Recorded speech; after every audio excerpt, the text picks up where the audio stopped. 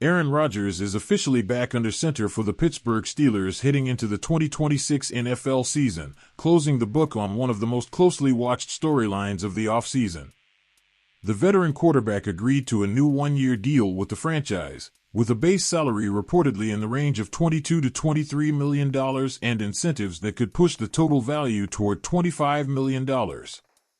That figure represents a substantial raise from the one-year, roughly $13.65 million contract he signed the previous year, reflecting both his continued standing as the team's starter and the leverage he carried into negotiations after helping Pittsburgh reach the playoffs. The decision to bring Rodgers back cannot be separated from another major shakeup within the organization, the departure of longtime head coach Mike Tomlin. After nearly 2 decades as the face of the franchise and a symbol of consistency in a league defined by turnover, Tomlin stepped away from the role, opening the door for Mike McCarthy, formerly of the Green Bay Packers and Dallas Cowboys, to take over as head coach. McCarthy's hiring instantly reshaped the conversation around Rodgers' future, since the two men share a long and successful history together. It was McCarthy who coached Rodgers for 13 seasons in Green Bay, a stretch during which the quarterback developed into one of the most talented passers in NFL history. Together, they won a Super Bowl, reached 2 additional NFC championship games, and saw Rodgers claim 2 MVP awards. That shared history made McCarthy's hire feel like more than coincidence, and reports quickly surfaced suggesting Rodgers played a meaningful behind-the-scenes role in steering the Steelers toward his former coach. One ESPN reporter went as far as to suggest that a significant part of Rodgers' decision to return was tied specifically to McCarthy's presence, and that McCarthy might not have landed in Pittsburgh at all if not for his connection to the quarterback.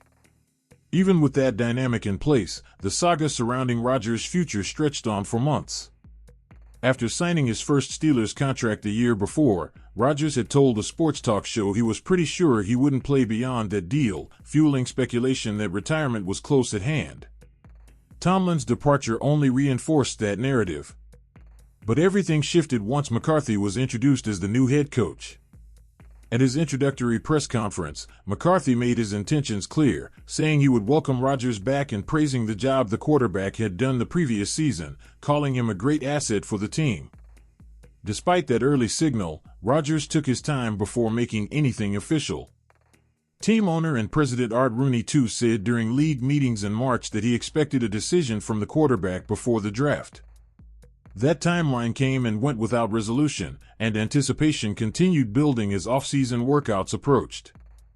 When the deal finally came together, it brought a sense of clarity that hadn't existed 12 months earlier, when Rodgers didn't join the team until just before mandatory minicamp. This time, he was expected to report for the start of organized team activities, a small but meaningful sign of his commitment heading into the new campaign. It's against this backdrop that ESPN's Seth Walder published a pointed critique of Pittsburgh's approach at the position. Walder acknowledged the logic behind re-signing a proven veteran to maintain a higher floor for the team, but argued the Steelers had a clearly better alternative available to them. In his view, Malik Willis, a quarterback known for his physical upside but who has yet to establish himself as a full-time starter in the league, represented the superior option. Walder went further, suggesting Kyler Murray would have been an even more attractive target, though he conceded it was unlikely the former Arizona Cardinals quarterback would have chosen Pittsburgh over Minnesota, which made more sense for him given the market at the time. Walder did offer some praise for one specific Steelers decision during the draft, selecting Penn State quarterback Drew Aller in the 3rd round. He described the pick as a worthwhile dart throw at the position, one aimed squarely at the franchise's long-term future rather than its immediate outlook. McCarthy himself later addressed the selection, insisting it wasn't made in response to Rodgers' situation. Instead, he framed it as part of a broader philosophy of building depth at the position, noting that the room now includes 2025 5th-round pick Will Howard and veteran backup Mason Rudolph in addition to Aller, and stressing that the team didn't want to rely on a single player at quarterback. The heart of Walder's criticism, though, wasn't really about any single alternative, it was about Pittsburgh's overall ceiling in 2026. He argued that despite real strengths elsewhere on the roster, the quarterback position is precisely why the Steelers are unlikely to seriously contend for the AFC crown this season. Walder didn't dispute Rodgers' legacy, calling him one of the all-time greats, but pointed out that the last time he played at an above-average level for a full season was 5 years earlier, a campaign that, notably, still ended with him winning MVP. According to Walder, the odds of Rodgers rediscovering that level of play again are slim, given the natural effects of age and 2 decades of wear on his body. Some context underscores that point.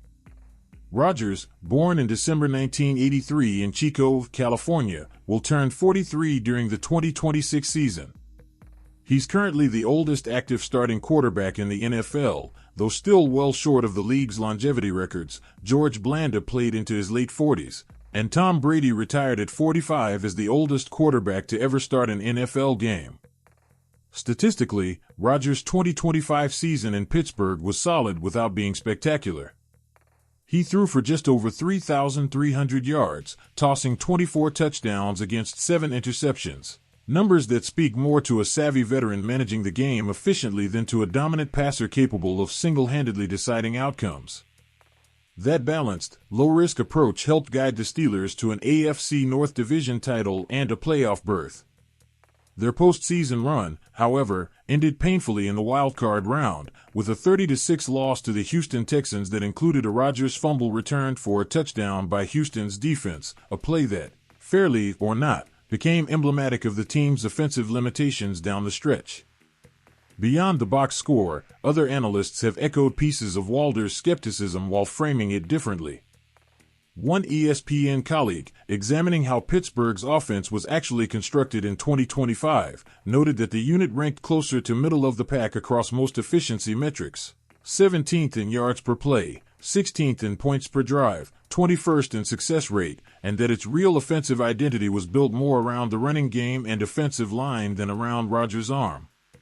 That same analysis suggested last season's scheme was largely shaped around accommodating Rodgers' physical limitations, relying on his ability to outthink defenses pre-snap rather than to consistently beat them with pure arm talent, and warned that such an approach may not hold up against the conference's deeper pool of dynamic young quarterbacks. McCarthy's return could change some of that.